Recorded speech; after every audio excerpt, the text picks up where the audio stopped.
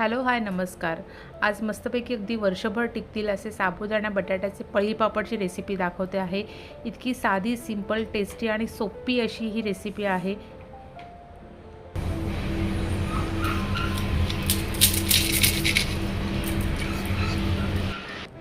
चला तर मग वेळ न घालवता रेसिपीला सुरुवात करूया. रेसिपी आवडलीच तर रेसिपीला लाईक करा, तुमच्या आवडत्या व्यक्तीला शेअर करा आणि चॅनलवर नवीन चॅनल अजून सबस्क्राईब केलं नसेल तर लगेच चॅनलसुद्धा सबस्क्राईब करूया. इथे मी मेजरिंग कपचे 2 कप साबुदाणा घेतलेला आहे आणि तो आदल्या दिवशी रात्री मी भिजत घालून ठेवलेला आहे. साबुदाणा मी अगदी असं बारीक वगैरे काही नाही, जो आपण उपवासासाठी वापरतो जाडा, जसा म्हणजे साबुदाण्याच्या खिचडीसाठी किंवा साबुदाणा वड्यासाठी तोच साबुदाणा मी घेतलेला आहे आणि तो मी 2 कप घेतलेला आहे. तो स्वच्छ धुवून घ्यायचा आणि तो आपण रात्रभर भिजवून ठेवायचा. भिजवताना पण आपल्याला भरपूर पाणी नाही करायचं. साबुदाण्याच्या वरती साधारण थोडंसं असं अगदी अर्ध बोट असं येईल एवढंच पाणी मी ठेवलेलं आहे आणि साबुदाणा रात्रभर भिजत घातलेला होता. मस्तपैकी साबुदाणा आपला छानपैकी फुललेला आहे. आता साबुदाणा फुलल्यानंतर आपल्याला तो थोडा शिजवून घ्यायचा आहे. आता शिजवून घेताना इथे मी 2 कप साबुदाणा घेतला आहे. तर त्याच्यासाठी ज्या वाटीने किंवा मेजरिंग कपने, तर इथे मी मेजरिंग कपनी घेतलं होतं. तर तुम्ही जर ज्या वाटीने घेत असाल तर जेवढी वाटी साबुदाणा घ्यायचं असेल त्याच्यानुसार पाणी घ्यायचं आहे त्याच वाटीने. तर इथे मी मेजरिंग कपचं 8 कप पाणी घेतलेलं आहे. आता साबुदाण्याच्या क्वालिटीवरती पण असतं, कधी काय काय 10 कप पाणी लागतं, कधी 8 कप. मला जसं 8 कप लागलं होतं पाणी पूर्णपणे अगदी छानपैकी त्याला उकळी काढून घ्यायची आहे. तर पाण्याला उकळी येईपर्यंत इथे मी 2 मोठे बटाटे घेतलेले आहेत. बटाट्याची क्वांटिटी मी अजून 3 बटाटेसुद्धा घेऊ शकता आणि ते किसून घ्यायचे. त्याचा असा लांब मोठा असा केस काढून घ्यायचा आपण आणि तो पण स्वच्छ पाण्याने अगदी 2-3दा धुवून घ्यायचा. आता आपलं पाणी साबुदाण्यासाठी जे ठेवलेलं होतं ते छानपैकी गरम झालेलं आहे. आता आपण जो भिजवलेला साबुदाणा होता तो आपण त्या पाण्यामध्ये टाकून घ्यायचा आहे. आता टाकल्यानंतर पाणी एकदम तुमचं असं पांढरं वगैरे होईल आणि जसं जसं साबुदाणा शिजत जाईल तसं ते एकदम ट्रान्सपरंट असं पाणी तयार व्हायला सुरुवात होते. त्याच्यानुसार तुम्हाला कळत जाते की बाबा आपला साबुदाणा आता शिजत चाललेला आहे.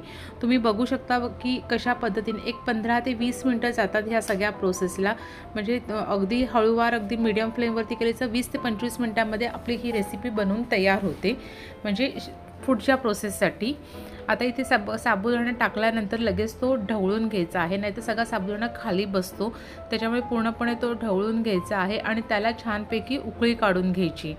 जसजशी ती उकळी येत जाईल तसं तुमच्या पाण्यामध्ये बघू शकता. आता आपलं पहिलं पाणी खूप पांढरं होतं आणि आता कसं पाणी थोडं ट्रान्सपरंट होत चाललेलं आहे. आता त्याला अर्धं शिजून झालं, एक 10 मिनटं झालेली आहे. साबुदाणा आपण शिजायला ठेवलेला आहे. आता मी त्याच्यामध्ये 2 टेबलस्पून चिली फ्लेक्स टाकणार आहे. तिखटाचं प्रमाण थोडं जास्त पाहिजे असेल तर 2 टाका, जर कमी पाहिजे असेल तर 1 टेबलस्पून टाकलं तरीसुद्धा चालेल. आणि 1 टेबलस्पून मी त्याच्यामध्ये जिरं टाकून घेणार आहे. आता हे सगळं आपण परत एकदा ढवळून घेऊया पाण्यामध्ये, ते व्यवस्थित असं मिक्स होईल.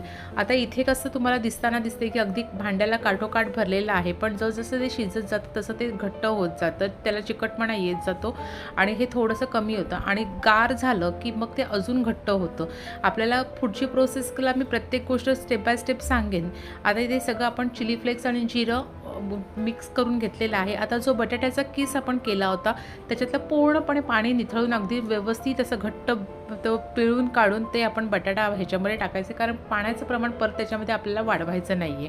आता बटाटा टाकून परत पुढचे एक 15 मिनटं किंवा अगदी 5 मिनटं, 10 मिनटं, आपल्याला साधारण मी 25 मिनटामध्ये ही सगळं शिजवलेलं आहे. 25 मिनटामध्ये आता इथे आपण चवीनुसार मीठ टाकायचं. मीठ टाकताना तुम्ही मीठ बेतानेच टाकायचं आहे, भरपूर टाकायचं नाही, कारण का आपण हे वाळवणीचे पदार्थ करतो, ते नंतर सुकतात, छोटे होतात. त्याच्यामुळे आता तुम्ही जरी टाकलं आणि मिठाचं प्रमाण आत्ता तुम्हाला जरी लागलं नाही तर तरीसुद्धा बऱ्यापैकी टाकायचं, एकदम नंतर मग ते खारट होऊ शकतं. आता माझं शिजवून वगैरे झालेलं आहे. आता मी बाहेर चांगल्यापैकी ऊन पडलं होतं, तर आता इथे मी ते पापड घालायला घेतलेले आहेत. एक ट्रान्सपरंट शीट घेतलेली आहे मी, म्हणजे आपलं एक प्लास्टिक असतं त्याच्यावरती हे पापड हळूवार घेतलेले. पापड टाकताना आता एक सगळ्यात म्हणजे एकदम गरम गरम टाकायचे नाहीत, कारण का ते जरासे पातळ असतात. आता ह्या दोघींनासुद्धा शाळेला सुट्टी होती म्हणून त्या दोघीसुद्धा मला मदतीला आल्या होत्या, की त्याला की आम्हीसुद्धा तुझ्याबरोबर पापड करतो, म्हणून त्या दोघीसुद्धा त्यांच्या पद्धतीने थोडे छोटे छोटे असे पापड हे घालत होत्या. आता पापड टाकताना ते कोमट झालं ना सगळं आपलं मिश्रण, की मग टाकायचे, म्हणजे पापड आपला मस्तपैकी अगदी व्यवस्थित असा बसतो. नाहीतर एकदम गरम असताना थोडंसं जरा त्याला पातळपणा असतो. आता इथे एक अख्खा दिवस मी पापड ते सुकत घातले होते. आता दुसऱ्या दिवशी ते पापड मी उलटून त्याची खालची बाजू होती ती वरच्या बाजूला घेतली आणि ते सुकवून घेतले, आणि अशा पद्धतीने मस्तपैकी 3 दिवस कडक ऊन दाखवलं. खरं 2 दिवसात ते सुकतात, तरीसुद्धा मी 3 दिवस कडक ऊन दाखवलं आणि हे पापड छानपैकी शिजवून सुकवून घेतलेले आहेत. आणि आता तेलामध्ये मस्तपैकी फ्राय करून एकदम पांढरे शुभ्र असे एकदम खायला खूप क्रिस्पी टेस्टी असे आपले हे साबुदाणा बटाट्याचे पापड हे तयार केलेले आहेत. साधी सोपी सिंपल रेसिपी आहे. तुम्हाला रेसिपी आवडली असेल तर रेसिपीला लाईक करा, आणि अजून काही विचारायचं असेल तर तुम्ही मला कमेंट्स करून विचारू शकता. चला तर भेटूया नवीन रेसिपीसोबत. थँक्यू.